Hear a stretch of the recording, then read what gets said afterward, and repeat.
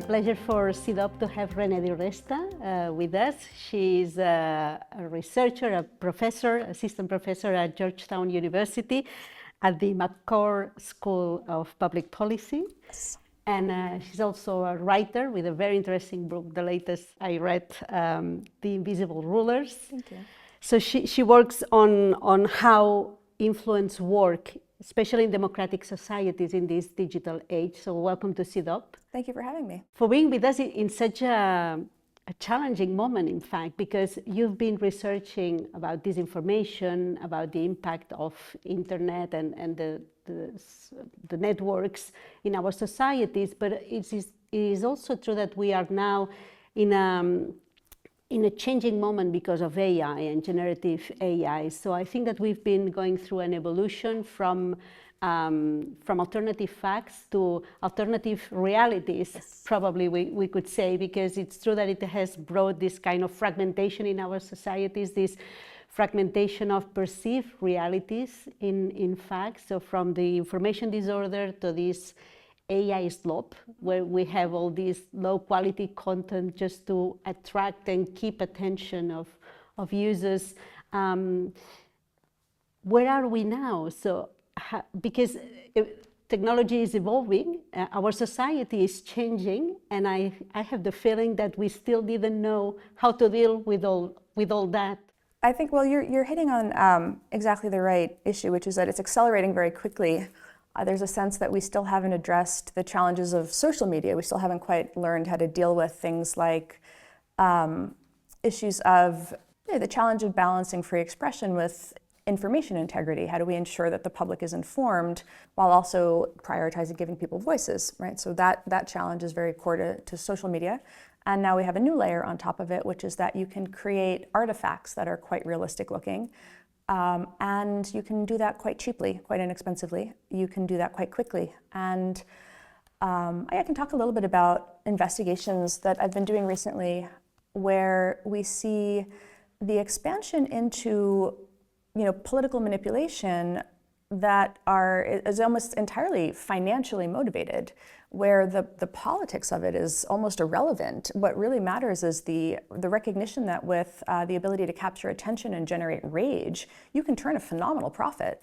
And so figuring out what audience to tap with what outrageous narrative and landing it on a social media platform that doesn't quite know what to do, because again, it's not a state actor doing it, it's an ordinary person. They're just not sure where that line is between manipulation and speech at this point. And so things are continuing to accelerate, as you note, and the policies are perhaps even less effective or tailored to the problem than they were even 2 years ago. Yeah. But even governments are using now this opportunity, this AI content manipulation, because at the end this is a way of altering these perceptions and realities.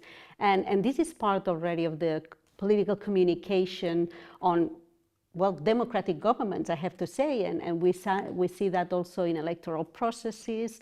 So where is the line here? Because there is no line on their capacity to, I don't know, to influence on campaigns. And where's the line for the audiences, for us as users? Because we are just learning to cope with everything. So I talk about it a lot in the context of propaganda, right? Politically motivated speech that tries to motivate an audience to take an action. And not so much disinformation, not misinformation, where those frames, I think, particularly misinformation, focuses on the problem of fact. Whereas when you think about it in the realm of propaganda, you're thinking about it more in political communication and persuasion. And when you have propaganda, we've known for centuries now that there is a spectrum, right? There is overt, a state speaking as itself, saying, I am the United States government, this is my official channel, this is the White House official Twitter channel, for example. Then you have the gray areas where you don't quite know what it is. And then you have, in the monochromatic spectrum, black propaganda is on the other end, and that's where they're actively misattributing the content. So we've always had this realm of overt to covert types of content dissemination. So who the speaker is one component. Who the speaker is influences the kind of reach it gets, right? Does the audience feel compelled to share it. That is so paramount in the age of social media. And one of the things that we've been seeing in the interesting gray area there is what Iran has been doing, where there are these Lego videos that they have been making. I assume you've seen them here. They're all over the US, yeah. Where they are using Lego, which is an almost universal toy, right? It's sold in the airport all over. And it is a visual language that is, it enables them to tell stories of war and violence without the types of gore and visuals that would trigger a social media platform to moderate. So they're able to tell a story through this animation. And they are doing a very effective job using AI-generated images and audio, particularly the rap that they're producing that goes along with it, that is very current. It is an incredibly effective use. And again, propaganda is the term. That is what it is, right? It is a state, and they are using this group of people that they say that they're students. We're students, and the government is our client, right? Yeah. Which, of course, there's the storied history of that too. And so, but what happens is, interestingly, in the United States, it is the target audience, the recipient audience, that is doing most of the sharing, right? It is the American people themselves that are so captivated by what is happening here, by how extraordinary it is to see a piece of content like this land, that they become the distributors by pushing that content out, and then the algorithm picks it up, and then it's served up to more people, and then it goes viral. So you have this interesting phenomenon of this. They're not, when people do that, they're not paying attention to who is the source. And so they become the distributor, and people see it shared and re-uploaded by actual American accounts. So there's a whole lot that is happening there. Through that act of re-uploading, those other accounts profit from that content also, right? So there's an interesting dynamic that happens there. And then you have, again, the fully covert accounts, where you have accounts that are pretending to be something they're not. That are just inserting themselves into the political conversation, sometimes linked to states, but also increasingly for financial reasons. And again, there's a history of that, but social media makes it a lot easier. So I tend to think of AI as, again, it changes what kind of content is possible, what lands, but it is also, in a way, an evolution of the propaganda posters that we used to see, or newsletters that you used to see. It's just done more effectively, that in a way that galvanizes the public to participate. I was thinking a couple of questions from on. You said the first, for instance, is that from the European Union side, they came up with this new concept of FIMI, the foreign information manipulation and interference, when talking about disinformation, but not only. But I think that it's so important, to highlight more the DIMI than the FIMI, the domestic information manipulation, because the capacity to spread, it relies a lot on the algorithms, but it relies a lot also on users who are attracted, who are, feeling that this content means something for them, and Absolutely. That it's worth sharing, in fact. Yes, this is something where there's, by the time this video comes out, the investigation will be out, so I can talk about it. But there's there was a network of accounts that I was looking at recently where they are telling stories about AI data centers, funny enough. They are using AI-generated content to protest AI data centers. Now, that was something that was sort of interesting, right? That's sort of anomalous. But when you go looking at them, you realize that they have made a page to protest data centers in all 50 states, except they're not in the US at all. These are Bangladeshi people who are running these accounts. But because of Facebook's monetization program, what matters is just how much engagement the content gets. And so it's almost the equivalent of the Macedonian teenagers in 2016. Yeah. So again, this is an evolution 10 years later, where what they've realized is when you watch, and one of the things I noticed as I was sort of scraping these pages was that my browser was constantly telling me, update the page, update the page, update the page. And it's because they're pushing them out like every 5 minutes. They've got a new image drops. And so it's just a volume game also, like which one will land, because it's so cheap to create that they're just out there pushing this. And it's this interesting phenomenon of, again, there are real people who are engaging with this content, real Americans. There's groups that are associated with it because you can monetize posts in groups. And so they're hitting all of the different, there's reels because you can monetize reels. But when you go and you read the comments under it, these are real Americans who are genuinely upset about data centers. Some of them remark upon the hypocrisy of using AI-generated content to protest AI data centers, but many actually don't, right? Many are just in there because they feel like here is somebody giving a voice to a thing that they personally are feeling.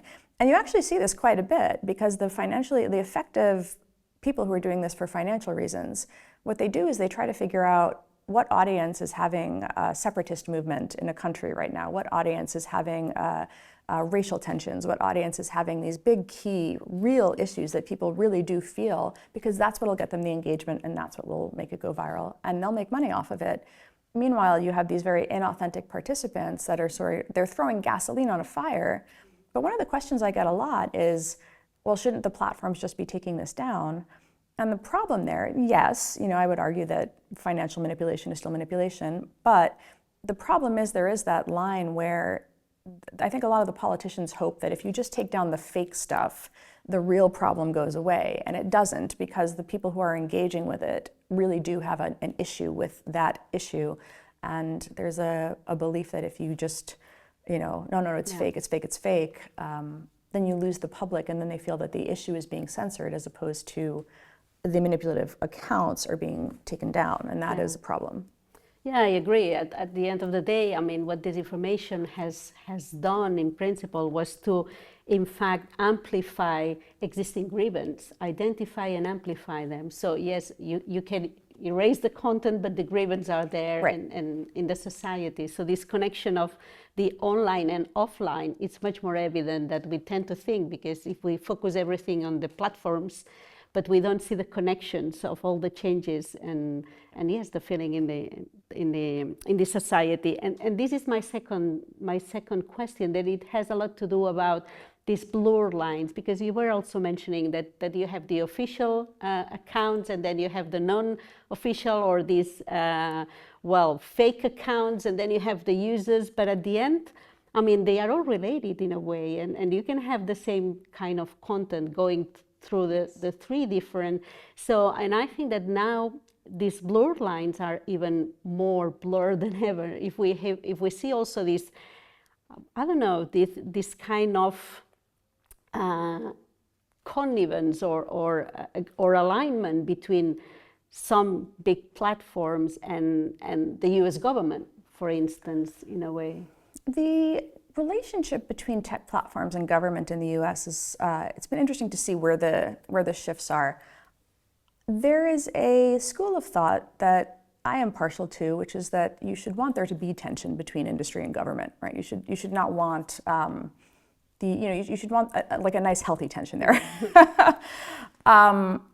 What you are seeing now, what you started to see before the new administration came to power, was the preemptive capitulation to the administration's viewpoints, and that capitulation significantly shifting platform policy before the administration had walked into the door of the White House, right? And you saw that in several forms, most notably, I would say, Meta, where you see Mark Zuckerberg going and settling a lawsuit that they would have won. You see donations to presidential libraries and ballrooms. You see YouTube, again, do the same thing, settle a lawsuit.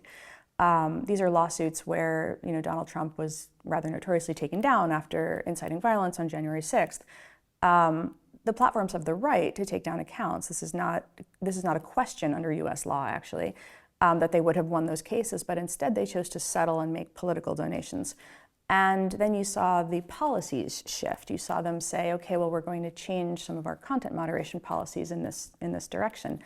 Now, again, the way that things work in the US, the government has a right to speak. Also, the government can weigh in and say, we would really appreciate it if you had different policies. We don't think these policies are good, about whatever the issue is. And then the platforms, again, you want to see, again, that tension there, where sometimes they say, okay, we concur, this is not good, and you see a shift, and sometimes they say, no, this is where our policies are, and we're going to keep them here. But it's been very strange, I think, to see that preemptive capitulation from industry, from the tech industry, from big tech specifically, before any regulatory action or cudgel was taken to actually create liability or problems for them from a regulatory standpoint. And what is the impact according to you, that this sort of alignment or even capitulation, as you say, it has in the U.S. democratic system, in fact, because it's been a hard time, let's say, also for civic movements and on the streets. So again, online and offline. So how do you assess these changes? So there is a sense that civil society organizations that are disfavored by the administration are going to be targeted in some way. We've seen that in the form of investigations, new subpoena requests for documents, allegations of foreign funding now. This is coming up. Many subpoena requests. I was subpoenaed again before the president rolled again, but when his supporters had Congress. You see election deniers, right? I'll just call them what they are, election deniers in Congress, and moving through the channels available to them, which is investigations, what we call vexatious lawsuits or lawfare, and then other channels, once the administration rolls, budgets are cut in response to to this narrative that the 2020 election was stolen, and these agencies and these people were part of a cabal that contributed to it, and big tech was part of that cabal also. And the intent, of course, is to privilege that political party as it moves forward. That is the intent. That is what the intention of that series of investigations and lawsuits was. It was not to actually find facts and come up with an informed opinion and really do a real investigation. No, it was process as punishment. It was designed to create a chilling effect, to create an intimidation effect, so that the agencies, the administrators, the academics, the civil society organizations would back away from each other and would not work in any kind of cohesive way to protect elections going forward, which was the intent of the election deniers from day one. So that's the sort of thing where you see the tech companies also received those subpoenas the same way I did, the same way other people in civil society and academia did. And again, once you have a subpoena, your lawyers tell you, shut up and say nothing. You stop communicating with the other people, right? You're very much in your wall there, and the decision about what you're going to do next and how you're going to handle that becomes a risk management issue as opposed to a performance issue. It is no longer, this is my duty, this is my research, this is my, if you're an administrator in a public service role, this is my obligation to the public. It instead becomes about managing risk and managing perceptions. Yeah, because one thing that we are really witnessing in democratic societies in general, all over the world, I think it's this shrinking civic space. And these shrinking civic spaces are being targeted online and offline again, because of course we have experts and journalists being targeted online very easily everywhere. But at the same time, also there are laws or decisions taken by democratic governments also to reduce the capacity to protest, dissent, even some legislation that it has been approved in principle to fight against disinformation. It's mainly fighting against dissent. So I think we've seen, obviously Europe has different laws than the US and different rules about speech and such things. The tech platforms have also seen the administration as an ally in resisting what they consider to be regulation that imposes very significant costs.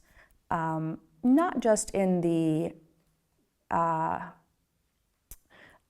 from a compliance standpoint, I mean, where there's just a lot of forms you have to fill out, a lot of papers you have to do, a lot of these risk audits and things that the platforms see as why are we doing all of this when we have somebody in the administration who can reframe this all as censorship and tyranny and overreach and fight on our behalf now. And so you're seeing some of that come into it also in the tensions between how Europe regulates, right, the Digital Services Act versus how the US thinks about these things. This creates challenges for people who are in the US who, do see some issues with how the DSA is implemented, but also at the same time recognize the inherently political, anti-regulatory undertones of what is actually happening there. And it creates an interesting challenge because you are both, me and other people in this position are trying to simultaneously say, these allegations are not true. These aspects of the DSA are good. these aspects of the DSA are not good, in my opinion. And so here's how you should think about that. But the problem is when you're put in that position, you're explaining, and when you're explaining, you're losing. When you're on social media, you don't want to be explaining. You don't want nuance. You want 2 words, right? Censorship complex. Boom, you're done. Whereas we're like, no, guys. Let me tell you about all the different things and why the DSA is good in this way and bad in this other way. And then you've lost the conversation. You've lost the audience. Most Americans don't care. What would you? I do care. So what would you change about the Digital Service Act? I think the Trusted Flaggers program is. The guardrails around who is eligible to be a trusted flagger it's strange for us. I think the idea that the government, that an inherently political body decides. For us too. Yeah, that I think we're like, I can't get behind that. That's the part where, unfortunately, it gives it's a legitimate grievance, I think, and that's where we have the issue of. I think that there's some really great things, the right to appeal, a lot of the aspects related to, the notice and takedown rules, some of the, even when the disinformation code of practice was being written, I don't know how in the weeds you want me to go with this answer, but some of the definitional questions are also very vague, where, in the US, when I look at regulation that is being written in the US, there's like paragraphs of definitions, everything. The definitions are litigated, like lawyers are in there, because it's going to be challenged in court immediately. It's going to pass, it's going to be challenged in court, and you're going to have your ducks in a row with those definitions. Whereas in Europe, I was like, what is the definition of, of disinformation under this code of practice here? And I understand it's a little bit different, right? It's a different model of, sort of that definitional work comes later, but again, when you're fighting a framing war or a rhetorical war over what is this regulation and how should the American public think about it and where should support be, there is a lot to explain to get to why this is good and that is not good, and that becomes a challenge. Let me ask you, for these invisible rulers of your book, these platforms, influencers, even digital mechanisms that are maximizing the attention, making also money of that, having this power to shape the society. But at the same time, I have the feeling that these invisible rulers are less and less invisible. Yeah. I think if we think of the power of the tech platforms is wide open, lately. So it's an interesting question. When I started working on the book was 2022, 2023 timeframe, because it was published in 2024, so about a year in advance. And telling people that they should be paying attention to influencers was a really hard sell, actually, particularly in academia, where I remember Kate Starbard's a colleague of mine, and we were writing a paper on how certain narratives had gone viral in the 2020 election. And I was really adamant that we had to really orient around the influencers. We had to write that story, that was such a critical part, because there was so much focus on media outlets. Yochai Benkler and this really excellent book, Network Propaganda, studying the integration of the right-wing media ecosystem and how that facilitates, propaganda moving across the online media ecosystem. And that's true and that's real. But already by 2020, that was becoming less relevant. The influencers were the thing that were becoming the conduits, the avatars, the voices. You had seen them come up in the 2016 election, and they had maybe 30,000 followers in 2016, and then 2 million followers by 2020. Right? Just the way that the ecosystem had shifted. So trying to say this is where people need to understand what these figures actually are, and and she and I were chatting about this, and she's saying, look, there's no literature to review, and I'm saying, but it's funny because there is. It's just that it's in marketing. I came out of startups, I came out of tech, not academia, and I was saying, we did content marketing in my startup. I was writing this stuff. We were trying to find people to boost it. Right? It was table stakes. If you're growing a company, you know exactly who these people are, what this ecosystem is. This idea of influencers as being profoundly influential. That's where the term came from, the influentials back in 2012. It wasn't that it was new at all. It was just that they hadn't been conceptualized as highly effective political propagandists. And when I would say that, there would always be this, no, propagandists are people who control mass media ecosystems and are directly linked to the government. And me saying, no, that's that's 20 years ago. You've missed where it's gone. How can we tell that story? And so the invisible component, I think, was more trying to use Bernays, that's where that term comes from, right? Who was writing a century ago, and that book I think was 20-something, 29, maybe early 30s, late 20s, early 30s, so almost literally a century ago, and saying this has evolved and people are still thinking about this in the Chomsky version of manufacturing consent with a media ecosystem with its own incentives, and they do not understand the incentives of the influencer ecosystem or how integrated it is with the political power apparatus at this point, and that's the story that we need to be telling. Well, they even can attend now to the White House press briefing, so they are. No, they have been and it's funny. normalized. There is an epilogue in the new version of the book. The new version comes out in August, the paperback, and I wrote an epilogue, and there is a section on the White House press corps. Yeah. Yes, which still feels dated because I wrote it. I turned it in December or something of last year. I wrote the epilogue. Everything in publishing takes like a year to get out the door. But I told that story because I feel like at least nobody's challenging me on that concept anymore. It works. It's there. People believe it. Yeah. Very good.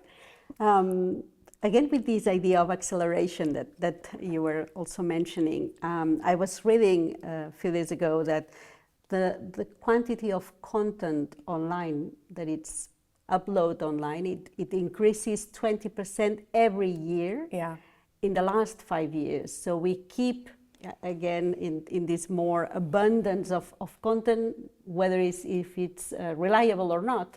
So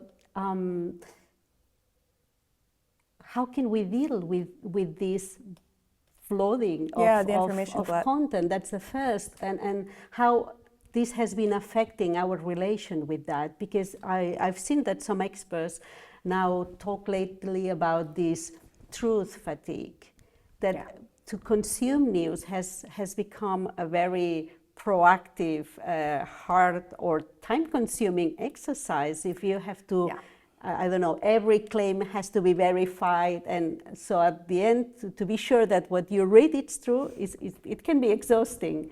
Yeah. So how can we deal with that? It's the sort of cognitive tax of, is this actually real?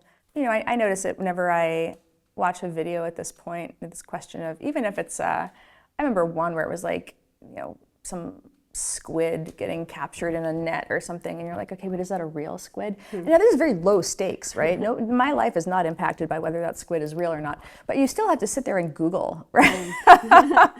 To try to figure out what is this thing that's being pushed to me and is it real?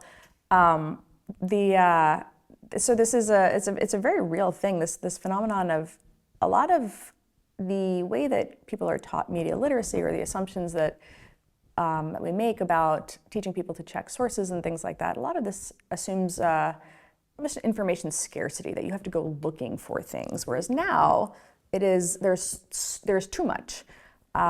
This creates new forms of competition. I'm doing a lot of writing now on AI answer engines, and the acronym in the US is RAG, Retrieval Augmented Generation, RAG, which is in order to minimize hallucinations, AI answer engines will go off and search and will synthesize from search. It's very interesting to see what they synthesize, because what they are synthesizing is not always what's in the first page of search results. So looking at why, for example, a query on some of the political topics I was looking at last week was pulling from Turkish state media. Why on earth? No Turkish state media article lands on the first page of Google search results for an American audience. There are way better sources, way more reputable sources than state-affiliated media for certain of these topics, particularly about American politics. But in this, for whatever reason, the retrieval augmented generation system is going out. It is pulling from that. It is synthesizing. And if you are doing that query and all you are doing is looking at what did the answer engine just tell me, you maybe aren't trying to figure out what is the source that the answer engine pulled from, because you're just trying to do your check, right? You've just seen a claim online. You're trying to do what is right, where you go and do that 30 seconds of Googling and searching, and instead of getting a list of sources, now you have something that is digested for you, that is in turn itself pulling from extremely dubious sources in some cases. And so we have that war, because that question of how do you produce the content that lands in that the retrieval systems consider legitimate is something that political propagandists are paying attention to. Russia absolutely wants to land in there, right? And so watching what they do, I think the information, the sort of battle for reality moves according to the recognition that people are now going and asking Grok, at Grok, is this true? That is the way that you fact check something on Twitter. If you're active on X still, at Grok, is this true? And the question of what does Grok know to be true is interesting. How do you shape what Grok knows to be true? Well, if you ask Grok, it will tell you that it cares a lot about primary sources. How does it identify a real primary source? That's an interesting question. It really likes .gov domains. Well, there's a lot of lots of stuff on .gov domains that is not true in the United States at this point, right? So, so you look at the sort of compounding effects of some of these things, and it's very difficult to know how to tell people what good media literacy looks like in this era. Because even if you're telling them go off and search, it doesn't mean that they're going to get anything that's a whole lot better. So I think we're in an incredibly transitional period on that too. Yeah, mainly because, people still learning on how to deal with AI, and we already know how easy it is to manipulate AI chatbots, this large language model grooming, for instance. So even those who will make the effort to go to ask if this is true, there is no guarantee that the answer that they will get is really true or not, or more reliable than others. It's people who ask, though, they are trying to do the right thing. I did a study that I published maybe 3 weeks ago now. I put it up on Lawfare. I write for this publication called Lawfare, which is a national security focused, heavy intersection with tech. And I worked with The Intercept on this investigation into US government, again, mostly overt. It's kind of hard. You have to read the disclosure languages to try to figure out who's running them, but they are linked to CENTCOM, linked to the US Pentagon. And they've been running these propaganda outlets for a while now. And there's one, the very first one I've ever seen, targeting Latin America, which they ran for about a year and a half, 2 years before taking it down completely. And so the only artifacts of this site are what's in the Wayback Machine. But then I started scraping for mentions of the domain on X. And interestingly, there are people who are engaging with, it looks like a newspaper, right? Entorno Diario is its name. And there are people who are asking, at Grok, is this true? In response to the propaganda articles that a US government linked, Pentagon linked propaganda site is putting out. And it's fascinating to watch Grok try to figure out, well, because in any good propaganda, there's some element of truth there. China, it turns out, is doing X, Y, and Z in Venezuela. Yeah. And so Grok is answering that question. But it doesn't totally understand that the frame is what matters here. What is left out of the article is critical. There's, and this is not to say that the US government is particularly nefarious at this. Again, China's content would be, in my opinion, even worse. But holding that aside, you're still watching a chatbot interrogated at the level of the claim as opposed to telling people, well, what you have to understand first is, here's the provenance of that outlet. This is what this outlet is. Now let's talk about why that frame is there, and then let's look at the claim about, Chinese steel and this bridge and wherever. And that's how you have to be thinking about it. Instead, the person just gets the claim about Chinese steel. Okay, so let me finish with a very easy question: how we fix this? In fact, I feel like what I try to do a lot in the book, and then when I write these investigations or use these very specific case studies, is I try to make people see it, right? Here's how you should understand the shortcoming, or what is, like, this is the information ecosystem you're in. Here's how the tricks work. Here is why you're seeing these AI-generated data center memes, right? I think if we do something to highlight the case studies, the kind of level them up, right? It doesn't do much good to just say, here is a website about this, here are some memes about that. You have to sort of scale it out and explain a little bit more about the reason this is in your feed is because of the economics of how Meta monetizes content for people, and that is why so much of this is happening. Because the only way it shifts is if Meta changes those incentives, right? And so that question of how do you prevail upon a company to change its content monetization policies,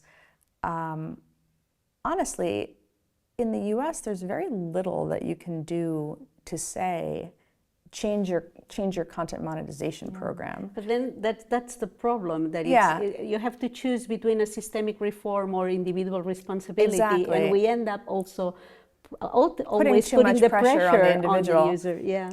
I think, though, that where the line is